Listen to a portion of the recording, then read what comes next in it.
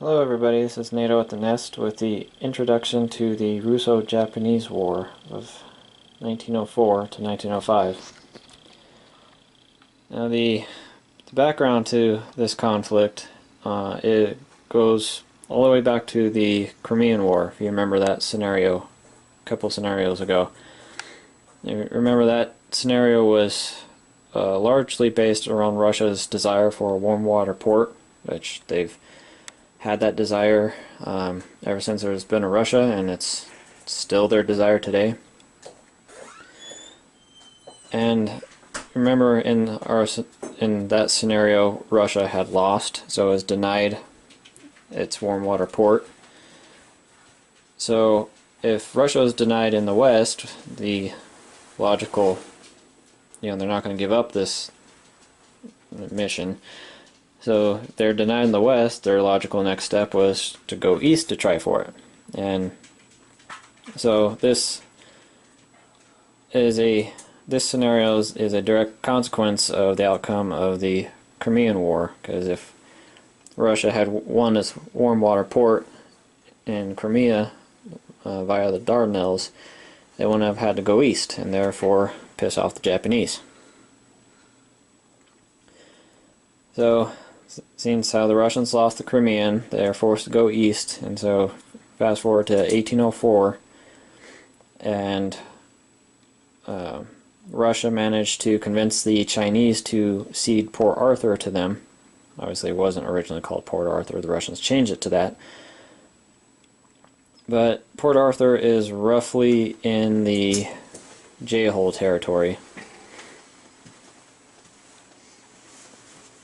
And then Russia started building a railroad that connected the Trans-Siberian Railroad to Port Arthur. And to guard the construction sites against bandits, mercenaries, and other nefarious individuals, Russia had actually occupied Manchuria as well.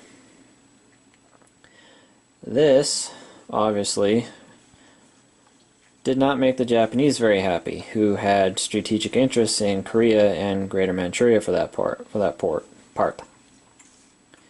The Japanese, who are also making their first debut to the scenarios, they were an emerging Pacific power who had ambitions to become a great world power, similar to Great Britain, France, Germany. Soon America. America wasn't quite there, but they weren't too far off from becoming a global power themselves. And Japan wanted a piece of the pie. And so they already had to deal with America, the British, and the French in the Pacific. They did not want to have to deal with yet another European power muscling their way into Asia. In this specific example, Russia. So tensions started to rise. The years preceding the war, tensions between Russia and Japan began to increase, and then it came to a crisis point when, on a certain date, when the railroad was more or less completed, Russia had agreed to withdraw its troops from Manchuria. Well, that date came and went, and not a single Russian boot had left Manchuria. This, understandably, very, very much angered Japan. So it was obvious that the Russians had reneged on their agreement. The Russians were not leaving. They're actually building up their forces. They turned Port Arthur into a fortress, and they, built/transferred a sizable portion of their fleet there, so the Russian Pacific fleet was growing by the day. And this, and just like England, whenever Japanese local naval supremacy was threatened, they got violent very quickly. And part of the reason why Russia was so obstinate and not negotiating with Japan, because Japan did try to negotiate with Russia. They did try to set up spheres of influence that would be fair to both sides' interests and avert war, but Russia was being obstinate and not listening.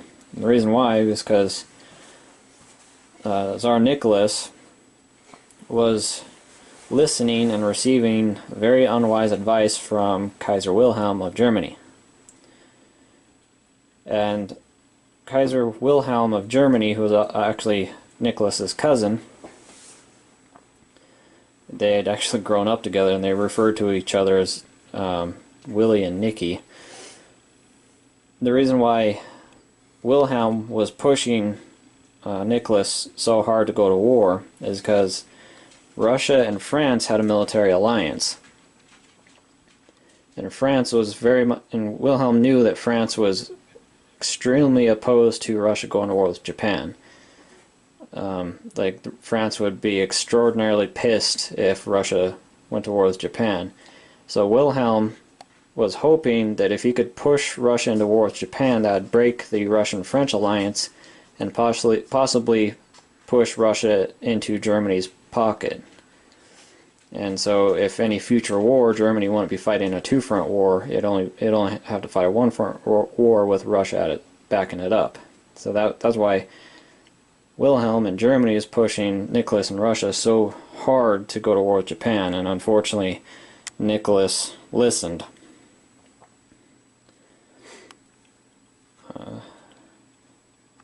And so, specific to the scenario, let's explain some of these roundels. Once again, I'm using Finland's roundel as kind of the other faction, because at this point in time Korea was an independent kingdom. And then even though Russia was occupying Manchuria, it was still technically Chinese territory. So Russia can move freely through Manchuria, but they're not collecting production from the territories. So those NATO roundels are just to signify that they're part of the Qing dynasty. I don't have Qing dynasty roundels, so I'm just using NATO roundels as a substitute. So Russia does not gain production from those territories, and when the war kicks off, if Japan moves into those territories, they don't gain production from those territories either. It's just a space that both sides can move freely in. Russia does own J-Hole and does collect income from it. Previously, all the scenarios, land combat has been one roll of the dice. This scenario, it's just like regular Axis and Allies rules. So all combat is to the death or the attacker retreats. There is a technology that Japan can research. It's advanced training. Historically, the Japanese Navy, their crews were much better trained than the Russian sailors. The Japanese were much more disciplined. Their gunnery training was a lot better. So Japanese cruisers were much more accurate, much more disciplined, much better ships. A lot of the Russian ships were old and run down. So Japan can research that and then get a +1 attack and defend on their ships. Japan's goals to take Korea, J-Hole, and this island right here, South Sahalan, and to have twice as many ground troops in Manchuria than Russia. Russia's goal is to still have J-Hole, have a presence in Western Manchuria, and then have more ships, warships, than Japan at the end of the turn, or at the end of the scenario.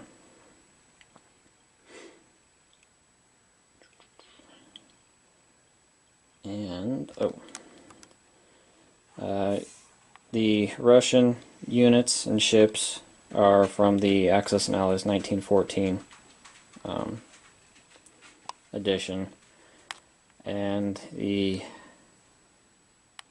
Japanese ground units are from Axis and Allies 1940.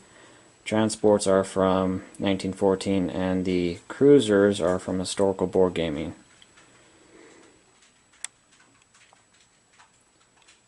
And other than that, I think that's it. So from here we'll just get to the first turn, which will be spring of 1904, and we'll see who wins this kind of small but very important scenario. The outcome of this scenario will have very large consequences in the next scenario coming. For you history guys out there, you probably know which scenario is coming next, and if you really know your history, you'll know what I'm talking about. The outcome of this war will greatly affect the entire world, and we're still dealing with the fallout of this event today. So we'll see you then.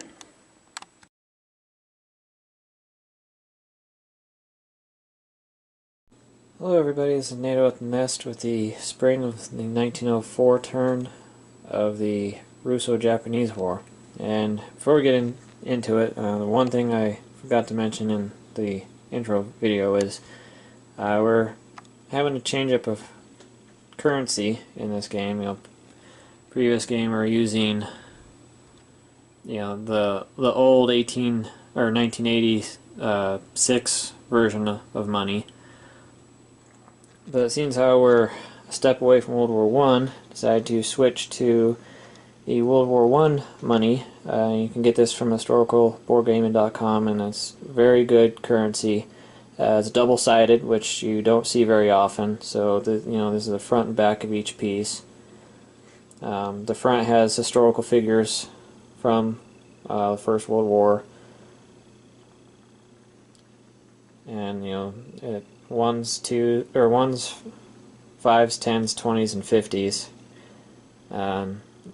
So really good quality, very good print. Comes on really good hard paper. So we'll be using this currency going forward.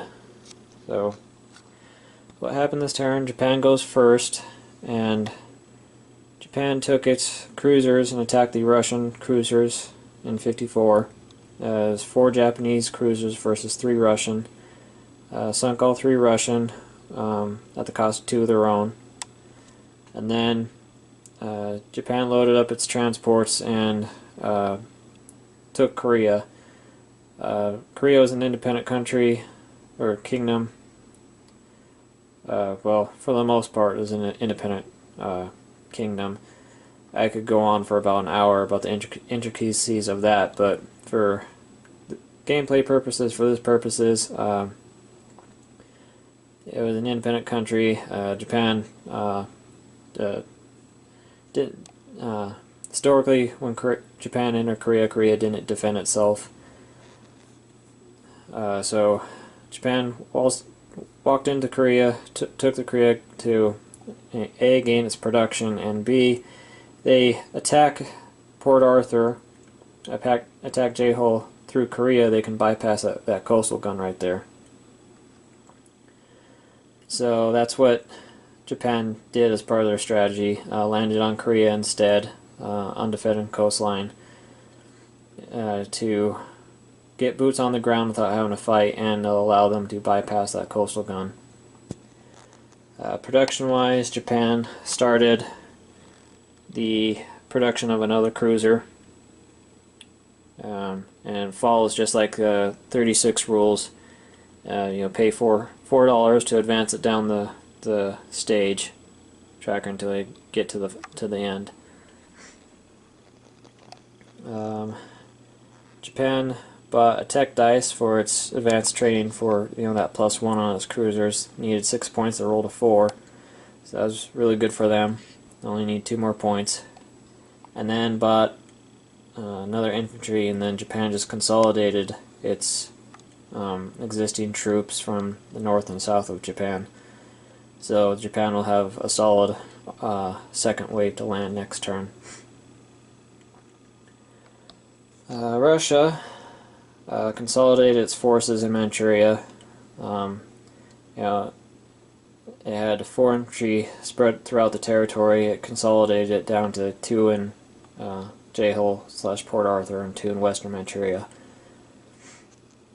Didn't attack anything, just bought and moved. Movement-wise, Russia used its rail lines to rail an infantry and an artillery from Leningrad. Railed an infantry and artillery from Leningrad all the way to Jehol. Tracing that path,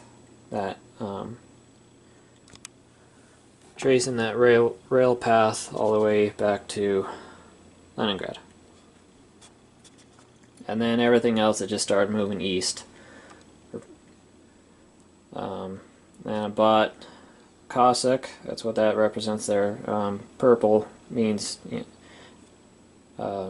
nation-specific unique units, so that's Cossack cavalry right there, and then just bought 2 infantry, 2 artillery, and regular cavalry, put it in Leningrad, and then cavalry. And then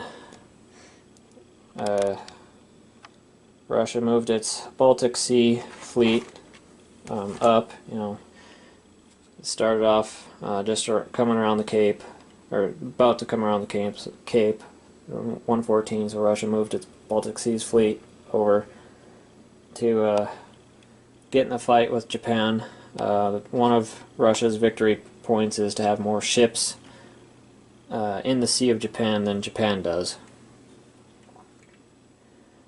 So general strategy right now is Japan's just got to get boots into Asia and start hitting the Russians as quickly as they can before Russia can build up. And for Russia, they just got to hold on. Just defend until they can get reinforcements from Eastern Europe.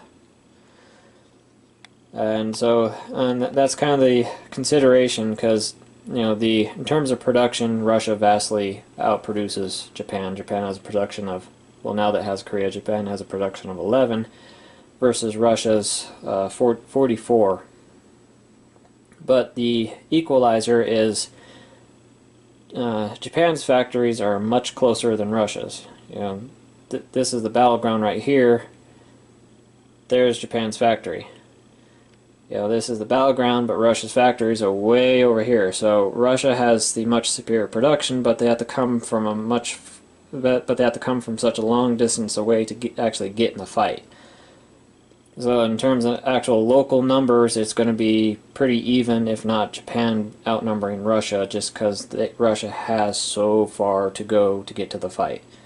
And historically that was true. In the Russo-Japanese War, the historical Russo-Japanese War, the Russian army/military far outnumbered the Japanese, but the Japanese were much closer, and the Russians had to go such a long distance to get the bulk of their army in the fight. So at any one given time, Japan was only facing a fraction of Russia's total strength, which gave them a local superiority and allowed Japan to win the war historically. So trying to replicate that. Russia has a production advantage, but they have to overcome the distance. Japan has a production disadvantage, but they have much shorter lines of communication, much shorter supply lines, much closer to the battlefield.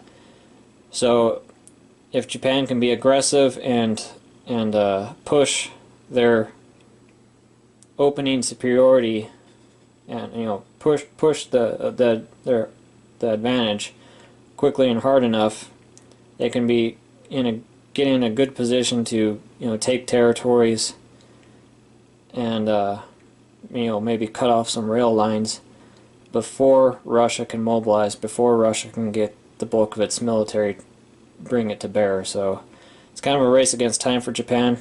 They can't they can't be whoever's playing Japan can't be timid. They have to be very aggressive because they only have a short window before Russian sheer numbers just swamp them. So that'll be basic strategy going forward for both. So we'll come back with the fall of 1904 and see if and how they can accomplish these goals. So see you then. Hi Axis and Allies players, and thanks for watching The Nest. Like what we're doing, go ahead and hit a squat on that like button and share it to your favorite social media. Want to see more videos just like this? Go ahead and subscribe. We'll have more coming to you right from Original Axis and Allies from Milton Bradley, Axis and Allies in 1914 by Hasbro, Wizards of the Coast, Shapeways.com, and HistoricalBoardGaming.com, where you can find all of your expansions and other pieces right there online ready for you. We'll see you next time, right here, straight from the nest.